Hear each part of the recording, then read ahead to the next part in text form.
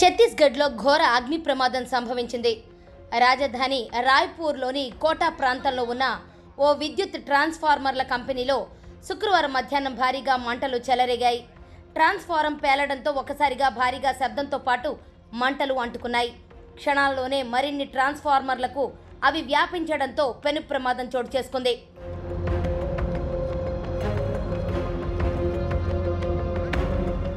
సమాచారం అందుకున్న అగ్నిమాపక సిబ్బంది, అధికారులు, పోలీసులు సంఘటనా స్థలానికి చేరుకున్నారు. ఫైర్ ఇంజన్ల సాయంతో మంటలను ఆర్పేందుకు ప్రయత్నిస్తున్నారు. దట్టమైన పొగ వ్యాపించడంతో ఆ ప్రాంతాల్లో అలజడి నెలకొంది. ఈ ఘటన జరిగిన సమయంలో పలువురు కార్మికులు విధుల్లో ఉన్నట్లు సమాచారం. దీంతో ఎవరైనా మంటల్లో చిక్కుకున్నారా అని అధికారులు ఆరా తీస్తున్నారు. మంటలు పూర్తిగా అదుపులోకి వచ్చిన తర్వాత ఆస్తి నష్టం అంచనా వేస్తామని అధికారులు తెలిపారు.